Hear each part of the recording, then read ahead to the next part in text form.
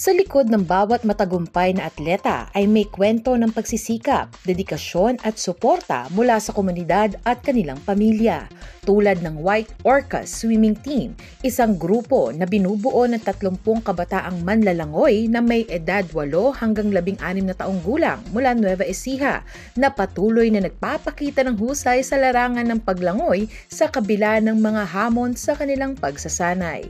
Sa kabila ng limitadong oras sa pagsasanay, patuloy na nagbibigay ng karangalan ang White Orcas sa iba't ibang swimming competitions. Sa katunayan, noong March 13, 2025, nag-uwi ng parangal ang kanilang mga atleta na sina Quen Ira Lozano, Elise Rain Herman, Joanna Keith Rasos, Marikit Daniela Palma, Cara Kalimlim, Maria Mitchell Balsita, Johan Rees Lumibaw, Joseph Garcia, Johnny Naife, KJ Endaya, Elizer Wadia, Mark Joshua Cunanan at Jacob Viesca na nakuha sa A Heartfelt Swim Liberation na ginanap sa New Clark City Aquatic Center kung saan lumahok ang mahigit 800 swimmers mula sa iba't ibang panig ng bansa.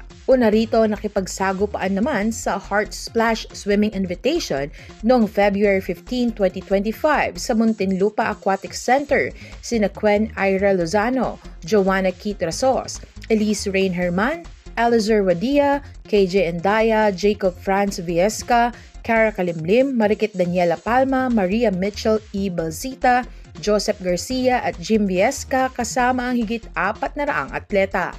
Bagamat ipinagmamalaki ni Coach John Kenneth Monjes ang naging performance ng kanilang team, inamin niyang naging malaking hamon ang kakulangan sa training dahil sa limitadong access sa swimming pools at sa oras ng mga bata.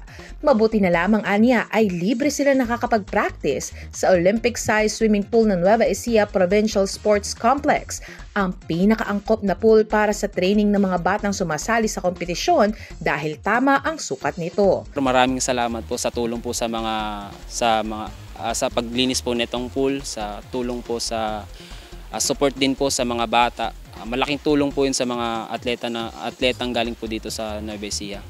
Isa sa mga batang atleta ng White Orcas ay si Quen Ira Lozano na pangarap na makapasok sa palarong pambansa. Sa murang edad ay nahiling na siya sa paglangoy. Nagsimula raw ito nang sumama siya at naimpluwensyahan ng kanyang kaibigan. I would like to take this opportunity po na magpasalamat po sa walang sawang pagsuporta sa mga student athletes po na katulad po namin. Walang kasing saya naman para kay Juvelyn Lozano, ina ni Quen, ang makita ang kanyang anak na inaabot ang kanyang pangarap. Malaki umano ang naitutulong ng swimming sa mga bata, hindi lang sa paghubog ng kanilang talento, kundi pati na rin sa disiplina at pag-iwas sa labis na paggamit ng gadgets. Isa pong malaking kumbaga karangalan din na nagkaroon kami na may club ng White Orcas kasi kumbaga napapakilala din yung kakayahan ng mga bata, yung talento nila sa swimming. Suportado rin ni Flor Empainado ang kanilang apong si Maria Mitchell. Kami nung lolo ang sumasama para hindi mapatid yung kanyang training at para din masuportahan yung aming apo na tuloy-tuloy yung kanyang hilig matupad. Patuloy nakakampay sa agos ng buhay ang White Orcas. Baon ang pangarap na makakamit ang tagumpay at makapagbigay ng mas maraming karangalan sa lalawigan ng Nueva Ecija. We are White Orcas! United we swim! Para sa Balitang Unang Sigaw, Amber Salazar.